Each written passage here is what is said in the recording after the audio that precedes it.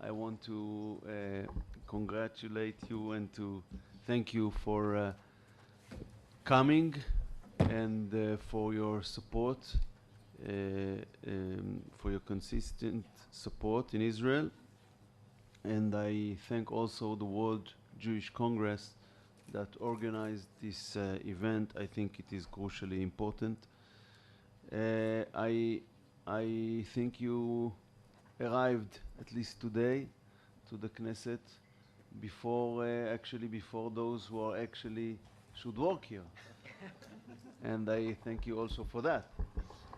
Anyhow, I'm convinced you heard so many speeches that I think that the most reasonable thing to do is that I'll refer to things which is in your interest, or you will ask, or you will raise, and I'm open to do it in any field. It can be my field of ministerial responsibility, or security, or foreign affairs, or economy, or whatever. It is depend on the thing that is in your interest. So without any further speeches, I don't want to waste time. I'll leave the floor for the one who will volunteer to raise an issue or a question. I know it is quite hard in 9 o'clock in the morning, and if I will not have any choice, I will give a speech, but I think it's not. It's important to bear in mind that the minister also sits on the select security cabinet, the inner cabinet of the prime minister. So he's very much involved with just a few other ministers on the most crucial security issues that are facing Israel. So that's also an important subject. Okay.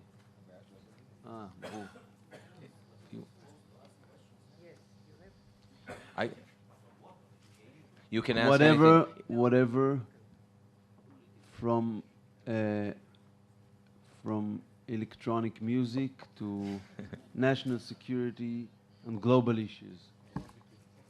You know, one of the things is there is a flotilla, as you know, the flotilla that is supposed to be coming in these hours is one of the major security issues, and there are many others. And in Israel, some of the top ministers are involved in actually more than their just appointed file, so you can feel comfortable speaking on a range of issues. Yeah, thank you. Just two questions. One is... Well, if you just mentioned names. My name is Žarko Korać. I'm Jacques. Yes, I'm from the Parliament of Serbia. Serbia. I congratulate you for choosing education, because when I was in the government, I always thought those dealing with education and health have no career whatsoever, because you're dealing with most educated people that are not paid enough, and they're always dissatisfied. So it's the most difficult job, probably. But nevertheless, this is just from my professional standpoint, one question, and the second would be political. Are you part of Bologna in the higher education, Bologna process in Europe? You know that European countries agreed on the shape of higher education, high education. So I'm curious, is Israel accepting those standards? And that would mean in practice that Israel would have the same system of higher education as Europe. But the second question is obviously political.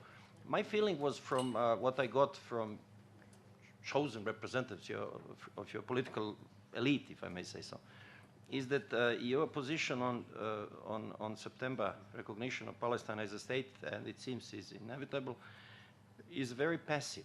I heard here only explanations that are reactions to what might happen.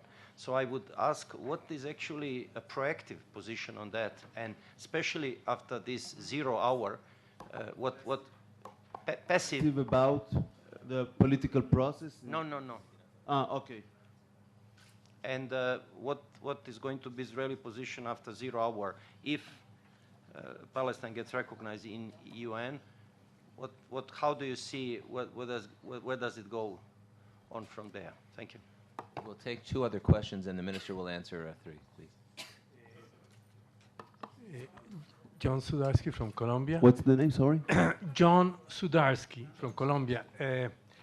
Has to do with the notion of education in a religious or secular state. I guess you are in the position of the government of being supported by a great number of Orthodox Jews and people who strive for a non-secular state. Could you expand on that issue and the implications that that has in education, from basic education to higher education, and the role of this political pressure in moving and influencing that as compared to a more secular, technical, scientific approach? And we'll take one more. Yes, thank you. I'm Boris Levish, Member of Parliament of Latvia. Boris. Yeah. So in the European Union, we are talking a lot now about teaching diversity and teaching tolerance. And diversity in Israel is extremely broad, and how the diversity management is reflected in the education system. I believe that Israel has a lot to be proud of, but in Europe it's virtually not known. So I will be grateful for some brief comments on this issue. Thank you. Well, in a way, the two last questions or issues are connected. And first of all, on the principle level, Israel, I think, and I'm not a religious man, that Israel cannot simply be a secular state. If an important part of your definition is a Jewish and democratic state, and of course Judaism is nationality and a religion in the same time, and of course everyone sees according to his point of view.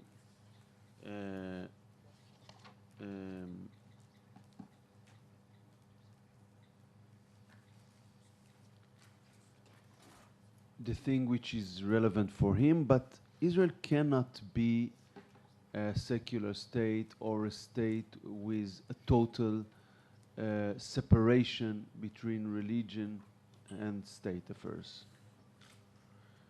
Part of our very basic arrangements, constitutional arrangements, are connected to that. And of course there is a consistent struggle between different point of views and different sectors in our society. What should be a Jewish state?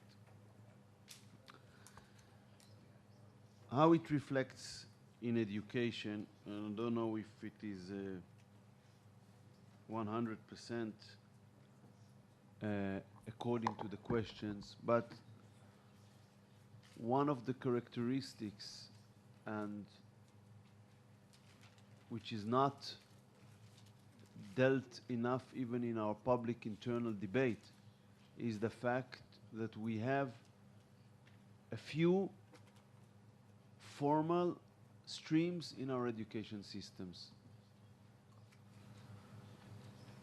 We have at least 5 major streams in our education system. National, which is basically secular or traditional students. National religious. 2 ultra-Orthodox, one is Ashkenazi and one is Sephardi, and an Arabic one. So, on one hand, it reflects part of the diversity in the Israeli society. On the other hand, one can criticize these arrangements from the point of view that children are not meeting, and at least until a very older age, on a daily basis, with parts or with different children and people which are growing in the same society. Of course, it is very interesting to think about it in terms of values of tolerance and diversity. On one hand, it reflects the fact that the state actually, I don't know if deliberately, but actually recognize diversity and allow to give a very differential education to different kids. On the other hand, one may say, well, it is not helping values of tolerance when you are not meeting on a daily basis with the different.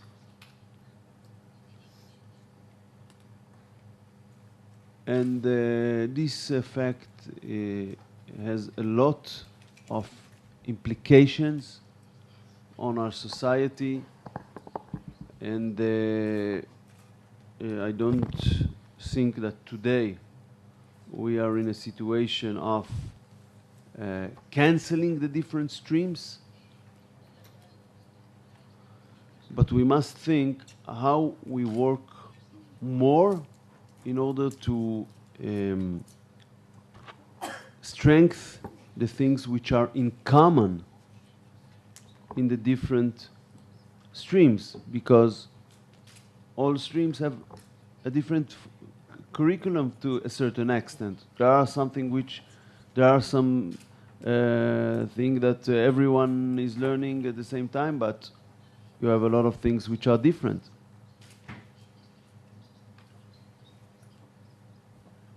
So this is how you can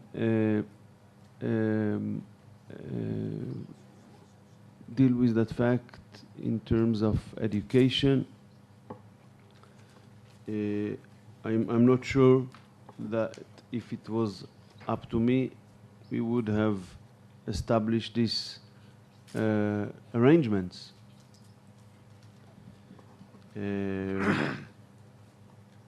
On top of other problems, a system with so many streams, and I've talked about the main streams. Of course, you have a lot of independent schools and which are not connected to a stream, or which are connected to smaller streams. It cannot be efficient by definition, this is for sure. Jacques asked two things.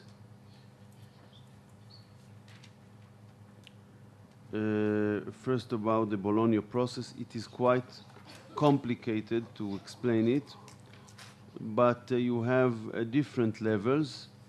You have countries which are center countries and they are participating, like the European countries, and you have countries which are satellite countries which are participating in some of the processes of the Bologna process, and we are part of this second group. About the political process, of course,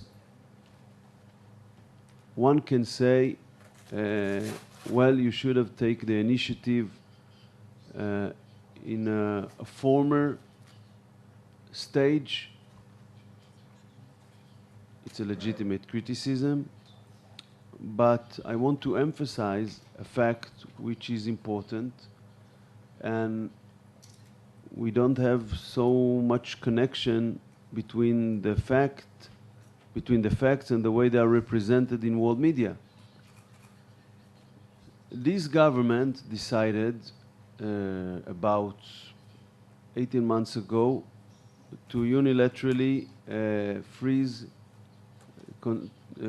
totally the construction in the settlements. this issue was raised as a Palestinian precondition, basically supported by the international community, in order to resume negotiations. Even though in the past the process was not connected to this issue. To tell you the truth, first of all, it is something very hard from an objective point of view, not from a political point of view. I don't know in any other part of the world, in any other conflict, a place where a state was demanded to totally freeze construction in living communities.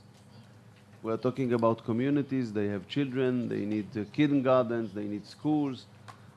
Total freeze, it is something which is simply impossible and, of course, problematic.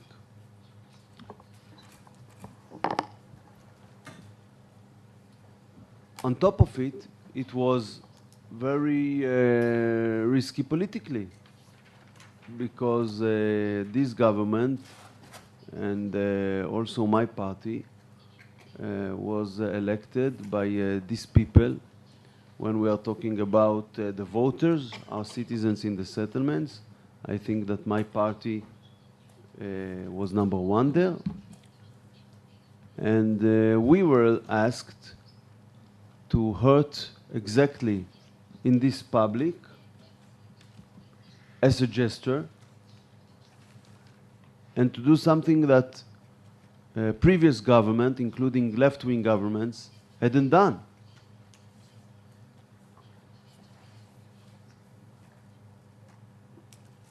But we did it. We did it, and we did it for 10 months' time, which is quite a long time. But I want to emphasize the fact that even then, the Palestinians didn't come.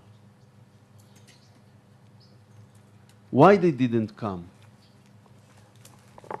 If I can analyze the way that the Palestinians conduct their issues, I admit that at least the Palestinian Authority abandoned the path of terror. I'm not talking about the Hamas regime, I'm talking about the Palestinian Authority.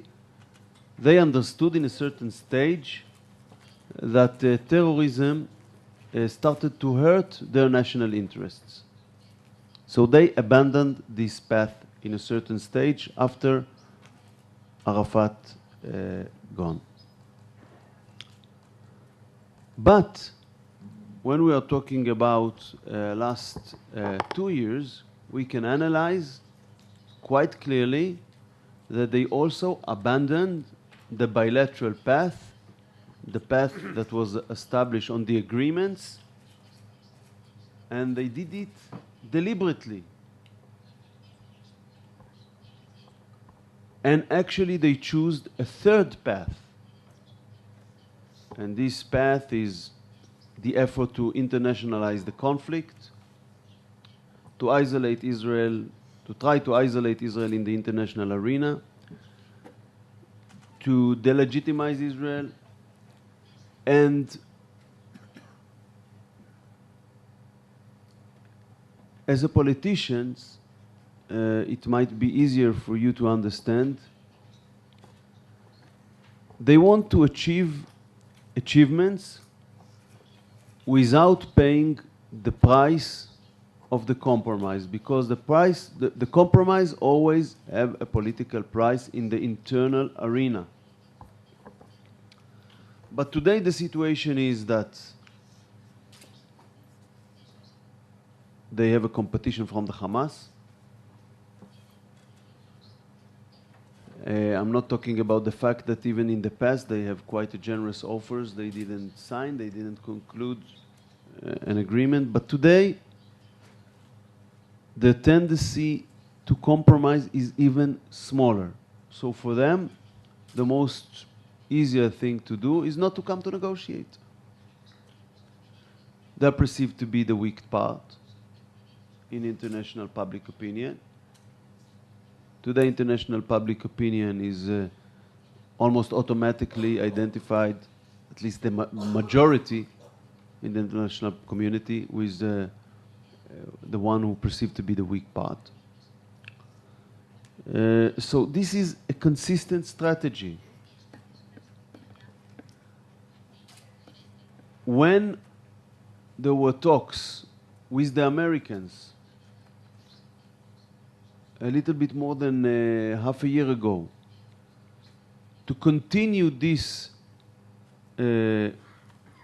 resolution about freezing the settlements, and actually the Prime Minister agreed in certain conditions to take another 3 months. And there was a principal agreement with the Americans. They come with a demand, stop the construction, also in Jerusalem, formally. Why? They didn't want to negotiate. They tried to find an excuse, a new precondition that will avoid negotiations. So finally, the Americans said, if we cannot make a deal that will resume negotiations, let's abandon this effort. Now they have a new precondition. The new precondition is to define from the beginning the end game of negotiations by a withdrawal to the 67 borders, or when they say based on the 67 borders with a mutual agreed upon land swap, it means 67 territories, more or less. Not more or less, accurately. 100% of the territory, which was not in their hands before 67, by the way. And what's the biggest problem with that? It's not only you prejudge one element, the territorial dimension, which is only one element in the conflict. Because let's imagine something. They make it clear they want a state, not in order to solve the conflict, but in order to continue the conflict.